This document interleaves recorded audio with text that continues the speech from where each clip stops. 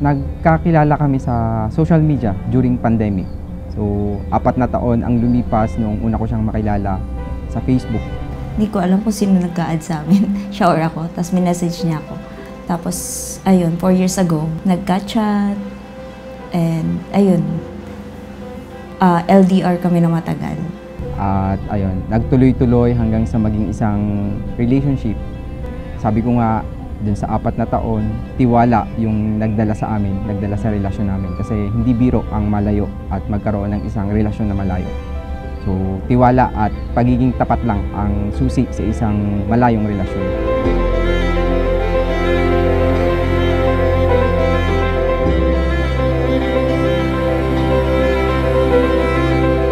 Joel at Joyce, ang Diyos na nag-uutos na magmahal ng tapat. Sapagkat kung mahal ninyo ang Diyos, kahit na kapusin kayo sa pagmamahal sa isa't isa, mamahalin pa rin ninyo ang isa't isa dahil sa pagmamahal ninyo sa Diyos. Thank you dahil, ayan, nandito tayo ngayon. At ayun, maraming salamat sa lahat ng tulong simula nung bata. Ayan, basta pangako ko sa inyo hanggat nandito kayo, ayan, akong bahala sa inyo.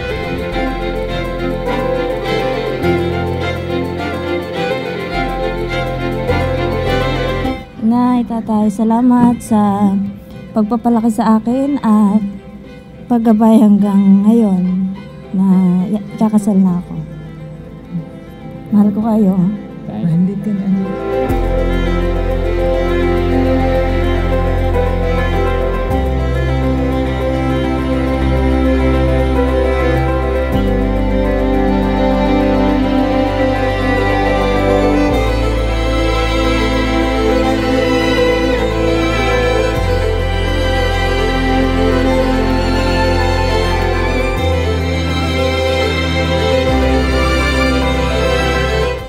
Joyce, bukal ba sa iyong loob ay yung pagparito pang makaisang dibdib si Joel na yung pakamamahalin at paglilingkuran habang buhay? Opo, Father. Joel, bukal ba sa iyong loob ay yung pagparito pang makaisang dibdib si Joyce na yung pakamamahalin at paglilingkuran habang buhay? Opo, Father. Got a good day coming, and it's all I need. Everything I wanted, it's in front of. Ako si Wilito, wala munang trabaho at gala. Magpapakasal ako. So wait and see, it's a good.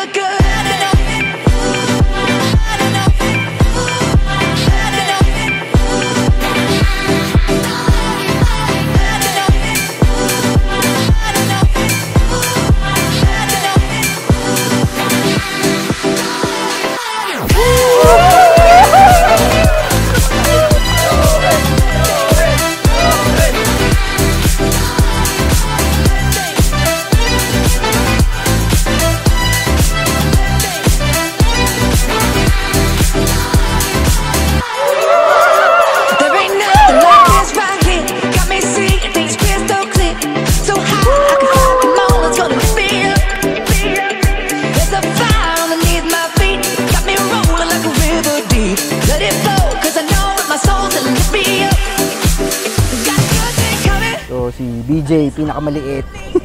Pinakamaliit na si Aaron, pinakamalaki ang itlog. Sa Leon, sa pinakamaganda kong kapitbahay.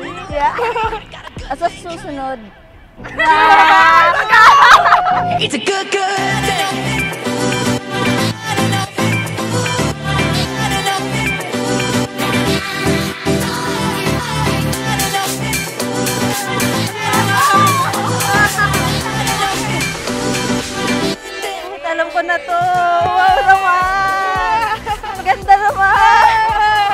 Kung dati trabaho at gala lang ang alam ko, ngayon kasama ko na kayo ni Utoy sa bawat gala ko. Trabaho, gala at pamilya. Yes! I love you. Yo, yung regalo.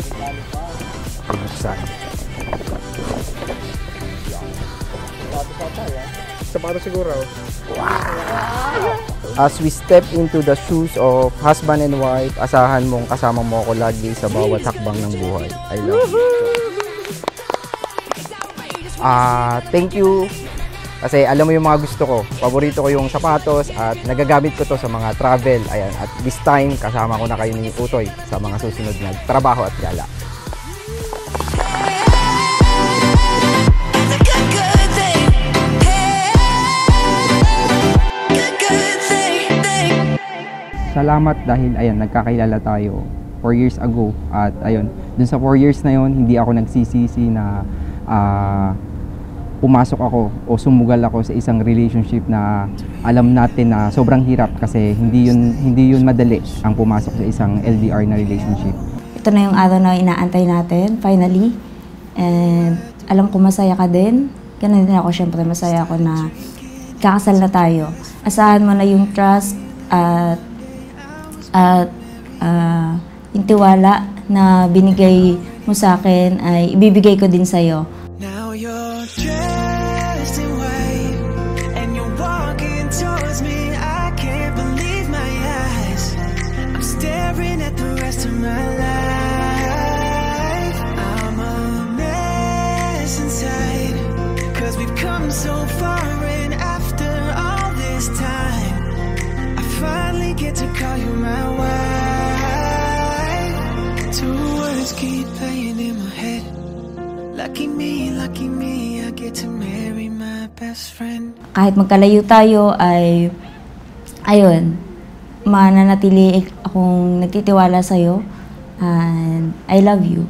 Ang promise ko lang, ayan, sana matupad natin lahat ng mga pangarap natin para sa ating anak at sa ating magiging pamilya pa. At sobrang pasasalamat ko kay God dahil binigay ka niya sa akin. Hindi ko pinagsisisihan na nakilala at isinugal ko yung buhay ko para sa inyo ng anak natin ngayon na si Zai. Ayan, salamat sa lahat. Yeah, it's forever me and you. And now you're dressed in white and you're walking towards me. I can't believe my eyes. I'm staring at the rest of my life.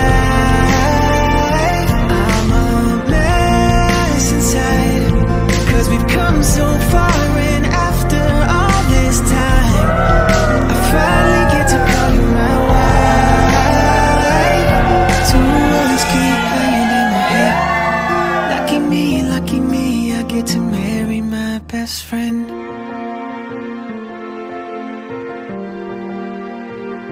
You're my best friend.